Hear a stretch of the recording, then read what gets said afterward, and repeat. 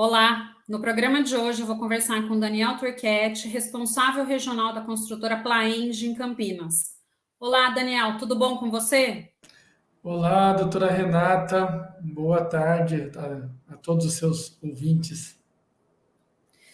Daniel, bem-vindo ao nosso programa. E antes da gente começar, me fala um pouquinho sobre a sua formação e sua experiência profissional. Tá bom, eu sou engenheiro civil, formado há pouco mais aí de 15 anos e atuo na construtora Plaenge desde 2011. Comecei como engenheiro de obra, né, no canteiro de obras, onde executei aí 6 torres pela empresa e depois fui para a área de negócios, área de incorporação. E em 2018 eu me mudei para Campinas, que é a minha cidade natal, inclusive, para iniciar a operação da empresa aqui na cidade. Maravilha. E Daniel, hoje muito se fala, né, na construção sustentável. Tanto a questão de iluminação, quanto uma ventilação cruzada, ou uma construção em que você use a menor quantidade aí de energia elétrica, o consumo de energia elétrica, né, com utilização de ar-condicionado e tudo mais. Fala para a gente um pouquinho, né, o que seria uma construção enxuta? Tá. Olha, uma construção enxuta seria uma construção onde a gente otimiza os recursos para que ela seja construída. Então, desde o projeto, você precisa pensar nisso, na concepção do projeto, para você ter menos desperdício de material, menos desperdício de tempo, de mão de obra, e também, nesse ponto que você falou, estudar para que o empreendimento ele tenha menos consumo de ar-condicionado, menos consumo de energia, ele pode ter também reaproveitamento de água de chuva, então ele tem menos consumo de água. Então, tudo isso faz que o empreendimento seja mais ou menos sustentável. É um ponto interessante. A gente acabou de entregar um prédio em Campinas, onde ele se chama Vitra, e ele teve esse nome por causa dos vidros que foi escolhido. Ele tem uma grande quantidade de vidro, e é justamente um vidro especial, onde você, utilizando esse vidro nos locais onde tem maior incidência de calor, ele gera um conforto melhor, menos consumo de ar-condicionado. Então, já faz parte aí do nosso DNA estudar isso e trazer isso para os nossos empreendimentos. Não, e é super importante essa preocupação, né, com as questões ambientais e até do que você comentou nessa linha de uma construção mais enxuta, porque o desperdício, ele não impacta só no meio ambiente, ele acaba impactando também no custo da obra, né? Sim. Então, você ter um bom planejamento, pensar, né, estudar bem como seria esse projeto, a compra de materiais, você acaba otimizando. Então, realmente, acho que é bem bacana, né? E você já começou a falar um pouquinho, mas do ponto de vista, né, a entrega das construções, quais as principais preocupações com o meio ambiente? Você citou aí o exemplo do Vitra, mas tem alguns outros exemplos que você pode trazer para a gente? Olha, essa preocupação com o meio ambiente, ela começa na concepção do projeto, até no licenciamento do projeto. Hoje, todo empreendimento, ele precisa ter um programa de geração, de controle de geração de resíduos e destinação desses resíduos. Então, desde a demolição já se faz esse controle de materiais, eventualmente não se usa mais, por exemplo, telha de amianto, mas quando você compra um imóvel antigo e vai demolir para construir um imóvel novo, pode ser que lá tenha um resíduo de telha de amianto. Então, existe já toda essa preocupação com a destinação correta dos resíduos. E também, durante a construção, hoje em dia, a gente faz projetos de alvenaria. O que é um projeto de alvenaria? Uma paginação dos tijolos para que eu tenha menos desperdício de tijolo. Então, isso gera um custo menor para a obra e também menos resíduos, né? Se você comparar da época dos últimos 15 anos atrás para hoje, uma construção ela gera muito menos resíduos que antigamente, porque ela é muito mais planejada e os materiais que a gente utiliza já são mais... ela é mais pensada e ela gera menos resíduos. Você tem menos custo, tem menos caçamba e menos geração de... E hoje o resíduo que é gerado, ele é mais controlado, ele vai para o local correto, então tem todo esse planejamento antes de começar a construção. E tem um outro ponto interessante também, doutora Renata, que é a gente tem uma personalização para os clientes.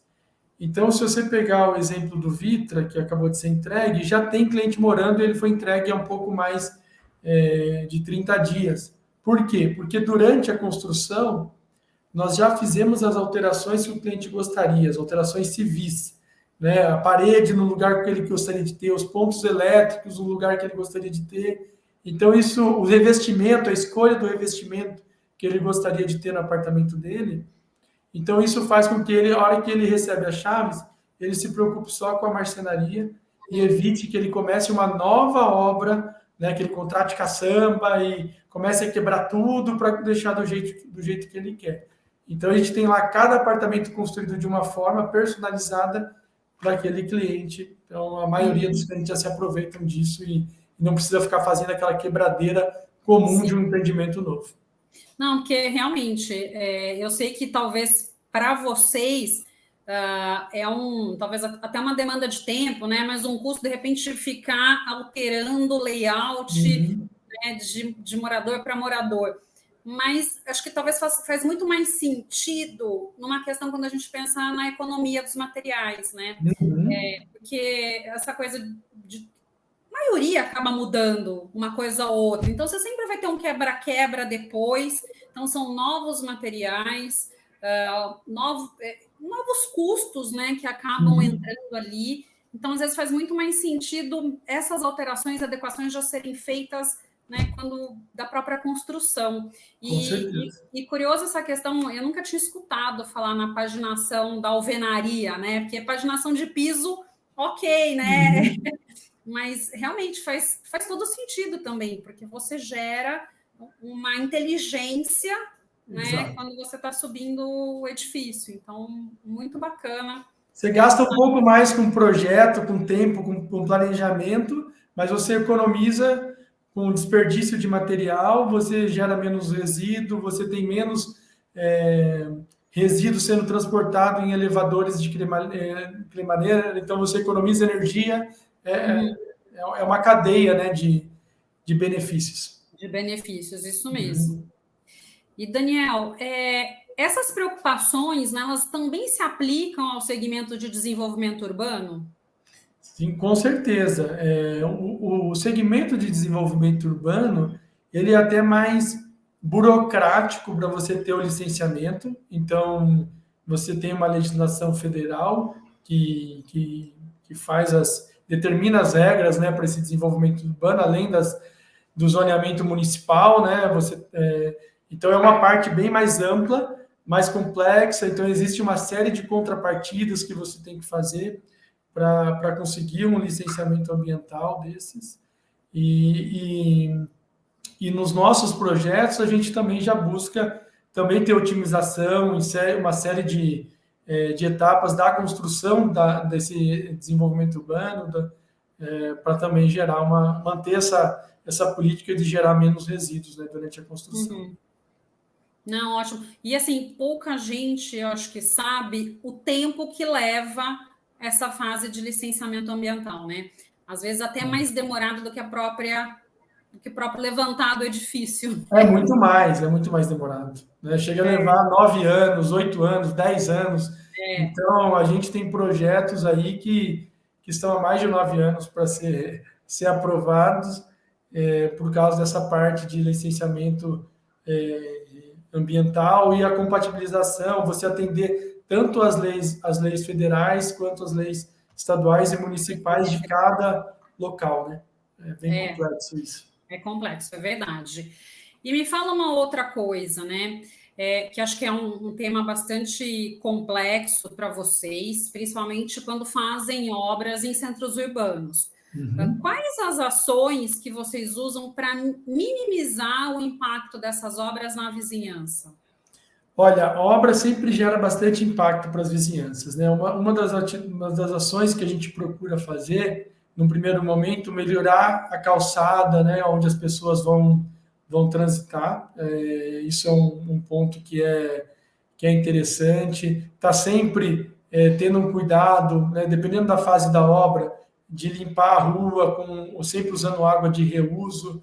Então, a gente contrata para limpar as ruas, se for uma época de chuva, que tem muita geração de barro, praticamente diariamente. Agora em setembro foi assim.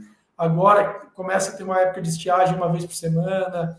E sempre nós temos dentro do nosso site um canal aberto ao vizinho. Você pode entrar lá, sou o vizinho de uma obra. Então tem esse campo lá para eventualmente apontar algum desvio de algum empreiteiro, algum funcionário nosso, alguma coisa que esteja fazendo de forma incorreta, né, esse canal de comunicação. E também tem o principal, Renata, também a conscientização das pessoas que estão trabalhando nas obras. Então, a gente tem semanalmente uma conversa com os funcionários durante a nossa DDS e sempre relembrando dos vizinhos, sempre relembrando do respeito aos vizinhos. Obra sempre é transtorno, não tem como você fazer uma obra sem gerar transtorno, mas a gente tem como minimizar esse transtorno, tem como ter uma política de boa vizinhança com todo mundo. Também a questão de segurança nas obras, a gente é muito severo na parte de segurança, na parte de telas de proteção, para evitar que resíduos, né, durante um reboco de fachada, ele acaba sendo transportado pelo vento, né, e vai atingir algum vizinho. Então, a gente tem algumas políticas aí para procurar ter uma boa vizinhança. Uhum. Não, e realmente é de extrema importância, porque a obra, como você bem disse, né, por si só, ela já causa um incômodo. Né, por menor que seja, esse incômodo existe, né, que seja, às vezes, o barulho, o transtorno ali, né, de material de entrega, caminhão.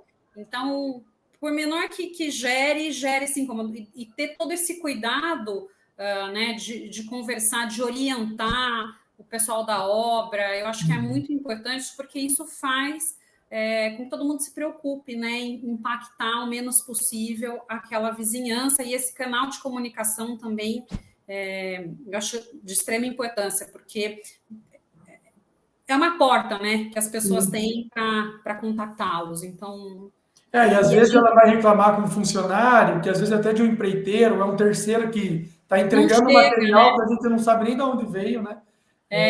Mas a gente acaba daí orientando o fornecedor, o transportador, né? Falou, olha, a pessoa não teve uma postura legal, parou o caminhão no lugar errado, atrapalhou o vizinho. Então é legal ele ter essa comunicação direta com a empresa para que a gente possa ter ciência e possa tomar medidas necessárias aí para amenizar e para que não aconteça de novo, né? Não, é verdade. Eu vou contar, né, um pouco fora do contexto, mas assim, um pouco desse cuidado que vocês têm, né? Eu já vivi na pele, acho que há muitos anos atrás. Tinha uma construção do lado da onde eu morava, e olha, todo dia, 5 horas da manhã, o pessoal da obra chegava, ligava o radinho de pilha, daí chegava alguém que fazia o café e falava, olha o café, 5 horas da manhã. E falava, gente, não é possível. Então, assim, é óbvio, né, que não diz respeito, mas isso era antigamente, eu nem sei exatamente se tinha uma construtora por detrás ou não, mas são esses pequenos cuidados, porque para a pessoa que está acordada ali, que já, né, começou o dia de trabalho, às vezes até esquece que tem gente que está dormindo, que tem gente que mora ali do lado, né? Então... Esse é um ponto que a gente sempre fala nas nossas DDS, que é esses diálogos, né, que a gente tem semanalmente, dessa noção, dessa percepção, porque realmente o trabalhador da construção civil ele acorda muito cedo, isso é um fato, é cultural, ele começa a trabalhar muito cedo, ele começa a trabalhar de fato às 7 horas da manhã, então é cultural isso, mas ele precisa ter essa noção que às vezes ele vai chegar às 6, 6:30, tomar esse café da manhã e as pessoas em volta estão dormindo e principalmente nesses centros urbanos bem densos, né, como é o caso do Cambuí, por exemplo, em Campinas, você tem aí A janela do vizinho é do lado da obra, então tem que tomar um É, cuidado, e e isso é você muito tem, na orientação. e você tem situações que tem gente que acorda cedo, tem gente que tá com algum problema de saúde, de repente precisa estar ali naquele repouso, tem todas essas Uhum. questões ali que a gente precisa levar em consideração, né? Então, realmente, essas orientações são de extrema importância. E, Daniel, voltando aí para as nossas questões aí ambientais, tá? Uhum. Você já comentou, né, de algumas ações, de algumas preocupações que vocês têm. Me fala um pouquinho em relação ao consumo, né, de água, das águas, da utilização dessas águas, né? Vocês acabam utilizando, você falou dos caminhões que fazem a limpeza com água pluvial, né? Uhum. Me fala um pouquinho mais em relação a isso. Hoje, todas as nossas obras, a gente busca ter a conscientização do consumo de água, não ter desperdício, né? A gente também monta caixas d'água para quando tem espaço no canteiro, a gente acaba captando a água e armazenando. Quando não tem, a gente acaba tendo a preferência por comprar água de reuso, ao invés de comprar água tratada, né, da Sanasa, por exemplo, porque isso, além do custo, acaba sendo um benefício também para todos, né, para a comunidade, a gente não desperdiçar a água, não consumir a água que foi tratada pela Sanasa. E quando dá, a gente coloca uma estação de captação e ela faz uma espécie de um semi-tratamento, né?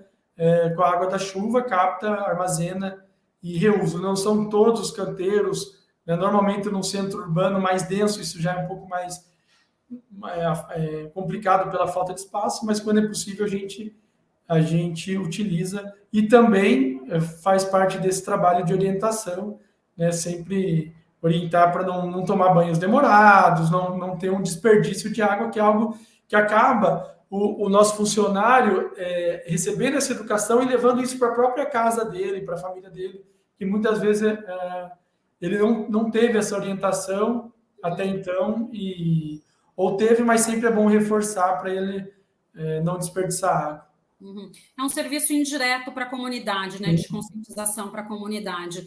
E a questão, acho que, da água do reuso é, de fato, você incentivar o reuso, porque a gente sabe que nem sempre existe esse incentivo. Então, privilegiar a utilização dessa água, da compra dessa água, né, o do uso dessa Uhum. água, realmente é privilegiar né, o tratamento, não o desperdício de água, que também é muito importante. E me fala um pouquinho também das questões voltadas para a energia elétrica. Tá.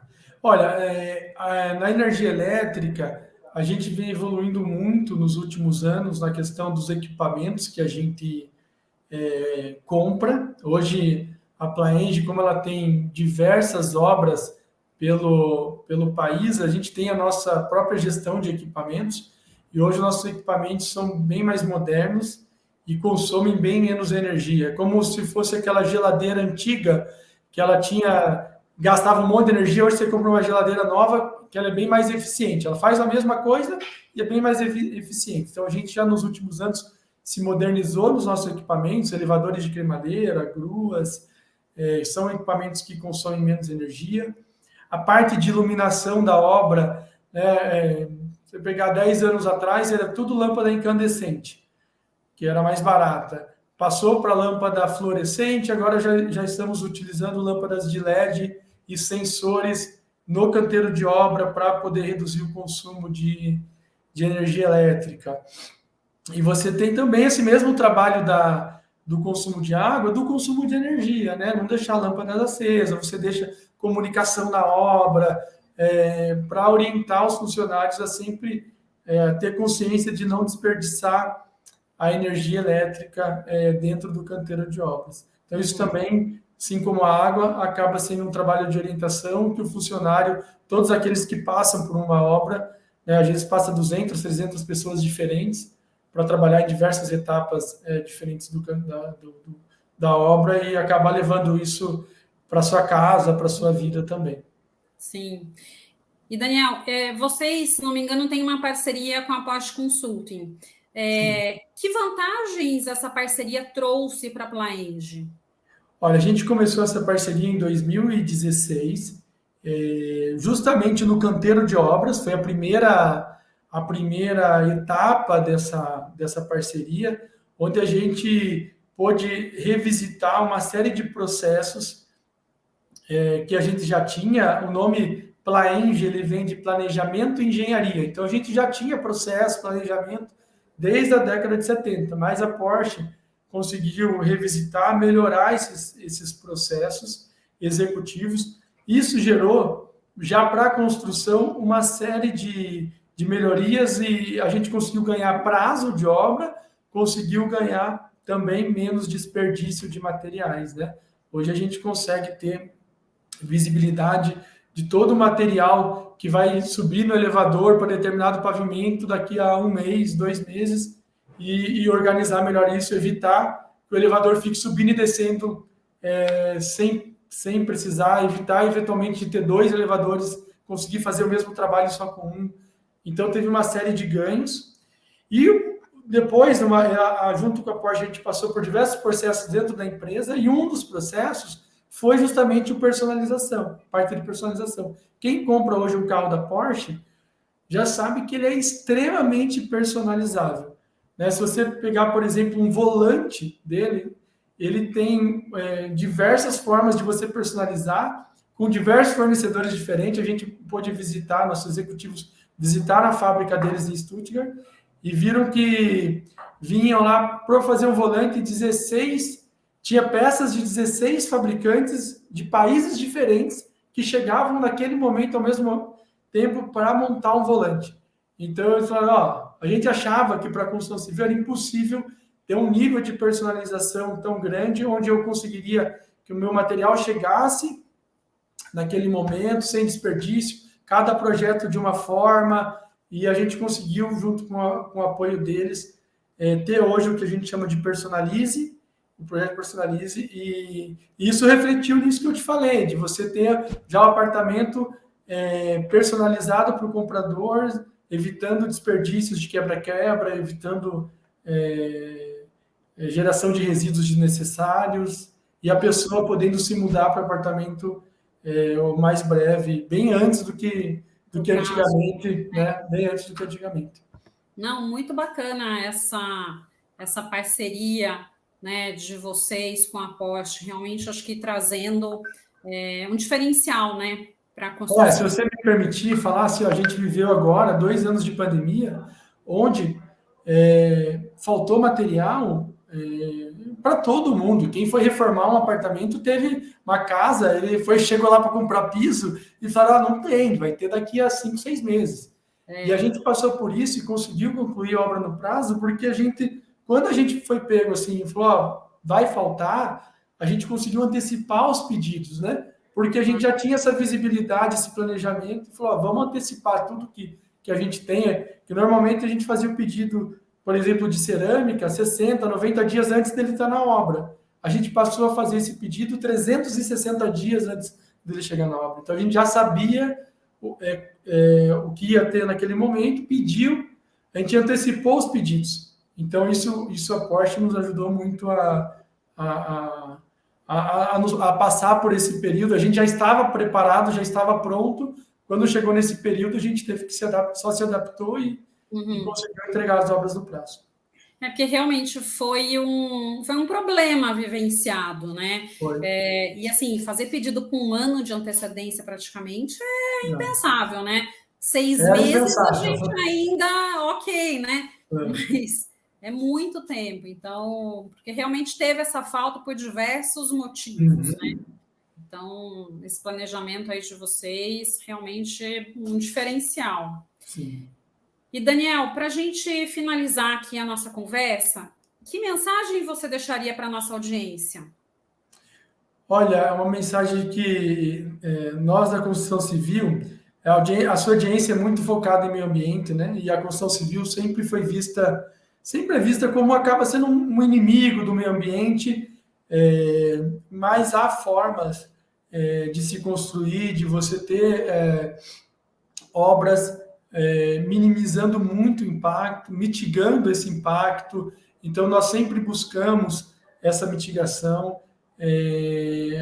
Tem muita coisa que as pessoas acabam não tendo conhecimento dos processos de compensação, né, onde você vai tirar uma árvore, quantas árvores você vai plantar para compensar aquilo, a gente acompanha aquele plantio por 2 anos. Quem passar hoje na Maria Monteiro, na frente do nosso empreendimento entregue, vai ver, por exemplo, um protetor da árvore que a gente colocou, você gasta, investe nisso, mas para que aquilo aconteça de verdade. Então, nós sabemos que a gente gera impacto, mas a gente está sempre buscando gerar o menor impacto possível para o meio ambiente e construindo com mais eficiência, construindo corretamente, evitando o retrabalho, fazendo essa personalização. Você faz a mesma coisa que se fazia há 20, 30 anos atrás, gerando menos resíduos, gastando menos energia, consumindo menos água, e é a forma que eu acho que a gente tem para contribuir e fazer essa construção de uma maneira mais sustentável. Uhum. Porque eu acho que é bem o que você colocou, né, Daniel? O segmento de construção civil, por muito tempo, foi visto, não vou falar como um vilão, mas como um segmento que impacta o meio ambiente, né, de diversas formas. E talvez muito atrelado também ao desperdício. De uns tempos para cá, a gente tem uma discussão muito grande de construções mais sustentáveis, mais em soluções, né, para você dar para aquela construção. E a gente vê que isso tem crescido muito, né? Não só em termos dos acabamentos, né, do material que hoje é utilizado, mas eu acho que em muitas questões que você nos trouxe hoje.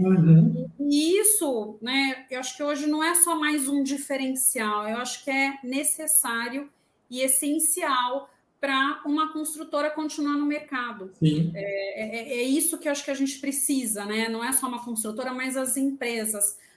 A gente vê muito e cada vez mais essa questão que só deve permanecer por inúmeras questões, né? Mas quem tem essa visão, quem tem essa prática, né? Porque não é só uma visão, é conseguir implementar de fato práticas que são diferenciais, né? Que são voltadas para uma proteção do meio ambiente. Então, muito bacana aí toda essa experiência que você nos trouxe hoje.